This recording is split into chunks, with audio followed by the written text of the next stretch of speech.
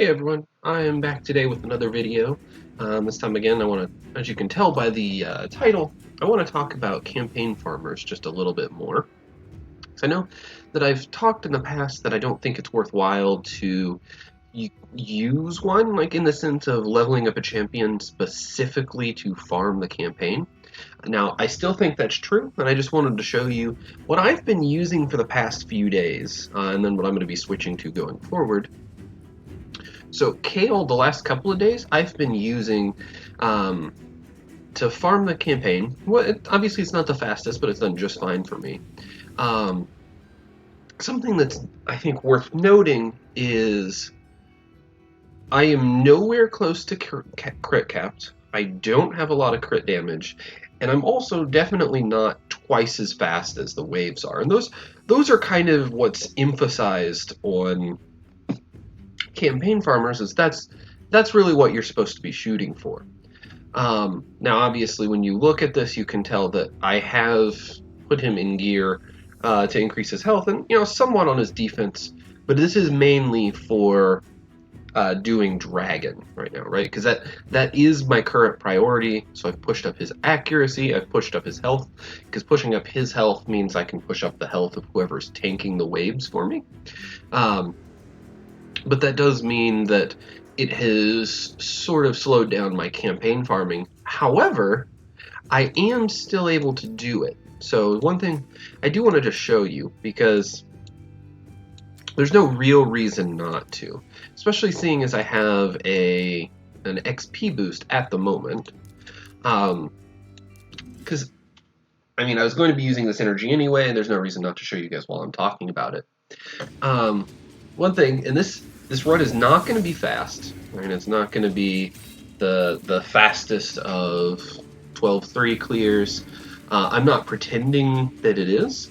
However, most of the time, we don't have the energy that time is our limiting factor. And I'm assuming that we have a couple of hours to play every single day, which I don't think is too terribly unreasonable for that amount of time. The most annoying days would be like the ones for me yesterday, where we get 500 energy and we're wanting to use that in the campaign to level up food. But even then, that 500 energy, we can very easily put it on multi-battle for 30 different battles, and that at a 40, let's say 45-second farmer, will be, around 23 or 24 minutes with loading screens. And that's really not that bad, because we do that and then we walk away, and then we only have 260 energy then that we have to deal with. But at that point, it's not really that big of a deal, because we're used to spending that amount of energy, because the 260 energy is approximately what we get from the daily reward energy and our daily quest energy for fighting in the arena, where we get an energy refill. So we're already used to spending that amount of some time playing. So I really don't think that, again, having a 45-second farmer is too terribly bad.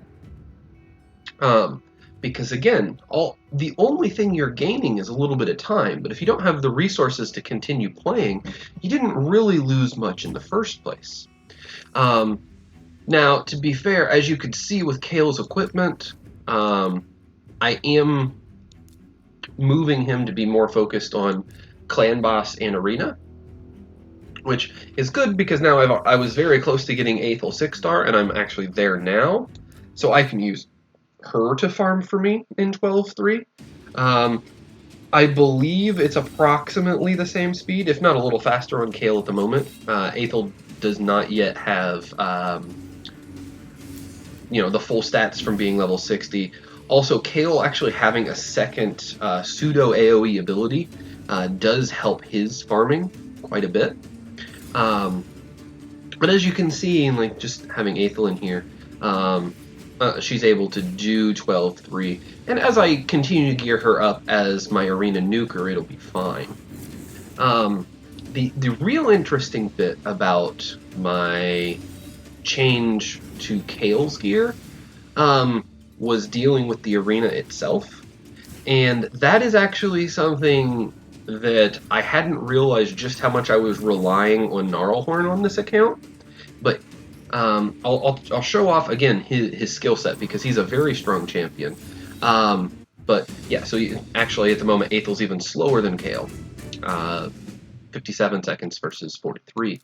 Again, I think she'll be faster as soon as I gear her up a little bit more and get her to 6-star.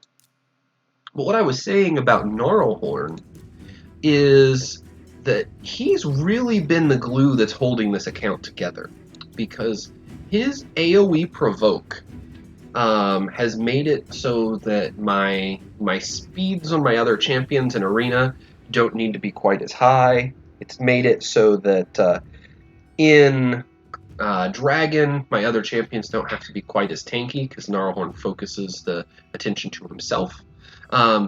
So I would anticipate in the next week or so, I will probably have some sort of guide or spotlight on Gnarlhorn, because I really do think he's an under-discussed champion. But then talking about him from the perspective of someone that's still progressing and doesn't have amazing gear, I think is very, very useful to see just like how useful he actually is. But again, this video was more about talking about campaign farmers, where the fact is, even if your campaign farmer is slow, as long as you can do brutal farming, you're going to get the experience you need. And unless you're spending money, then energy's not going to be your or time's not going to be your bottleneck. Energy is.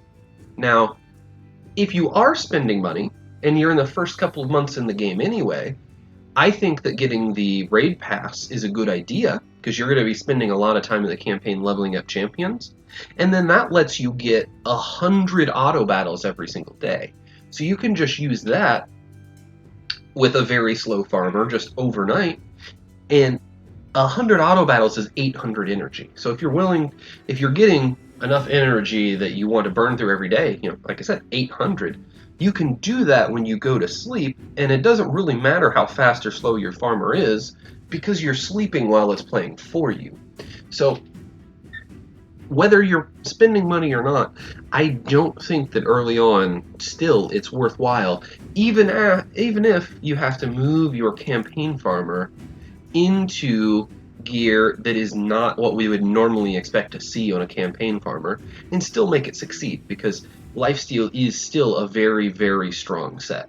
So that's really all I had for you today. I just wanted to let you guys know that I still very, very strongly believe that a campaign farmer is not a specific role you need to make a champion for, especially because, again, you can just have your starter, even in more defensive type gear, farm it relatively quickly.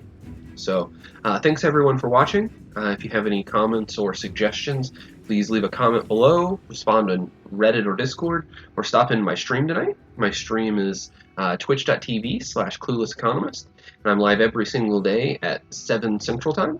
And then after I've played Raid for a couple hours, at 9 Central Time, I've been starting to do a sudoku every single night.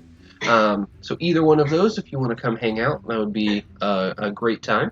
So I hope to see you guys then. Thank you.